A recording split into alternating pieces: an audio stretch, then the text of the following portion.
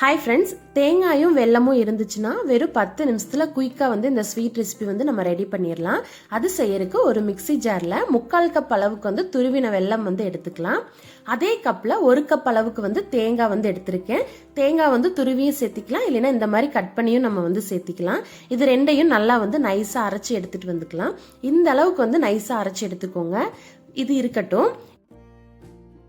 கடாயில் 1 table spoon அளவுக்கு நெய் சேர்த்திக்கலாம். நெய் சேர்த்திட்டு கட் பண்ணி வச்சிருக்க முந்திரி பருப்பு தேங்காயும் சேர்த்து நல்லா ஃப்ரை பண்ணி எடுத்துக்கலாம். இந்த ஸ்வீட் செய்யறதுக்கு இந்த 1 டேபிள் ஸ்பூன் நெய்யே கரெக்டாக இருக்கும். அதிகமாக நெய் தேவைப்படாது. இதுலேயே மொத்த ஸ்வீட்டுமே நம்ம ரெடி பண்ணி எடுத்துக்கலாம். இப்போ நம்ம ரெடி பண்ணி வச்சிருக்க பேஸ்ட் சேர்த்திட்டு லோ ஃப்ளேமில் வச்சு நம்ம ஃப்ரை பண்ணி எடுத்துக்க போகிறோம். இந்த ஸ்வீட் பார்த்தீங்கன்னா 10 நிமிஷத்தில் குயிக்காக ரெடி பண்ணிடலாம். நல்லா லோ ஃப்ளேமில் வச்சுட்டு ஃபுல்லாக நம்ம மிக்ஸ் பண்ணி விட்டுக்கலாம். நம்ம சேர்த்த நெய் எல்லாமே சேர்ந்து நம்மளுக்கு திரண்டு வரும். அந்த ஸ்டேஜில் நம்ம ஸ்டவ் ஆஃப் பண்ணிடணும். கிட்டத்தட்ட 7லேருந்து ஒரு 8 நிமிஷம் கிட்ட ஆகும் இந்த ஸ்வீட் ரெடி பண்ணுறதுக்கு. வெறும் 2 பொருள் வச்சு இந்த ஸ்வீட் நம்ம குயிக்காகவே ரெடி பண்ணிடலாம்.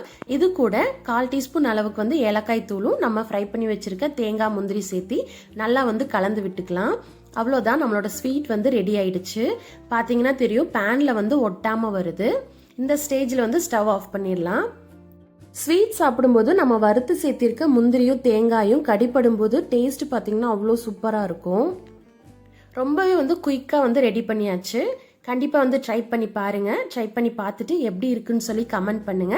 இந்த வீடியோ பிடிச்சிருந்ததுன்னா மறக்காம நம்ம சேனலை லைக் அண்ட் சப்ஸ்கிரைப். நான் நெக்ஸ்ட் வீடியோவில் மீட் பண்ணுறேன். பாய்.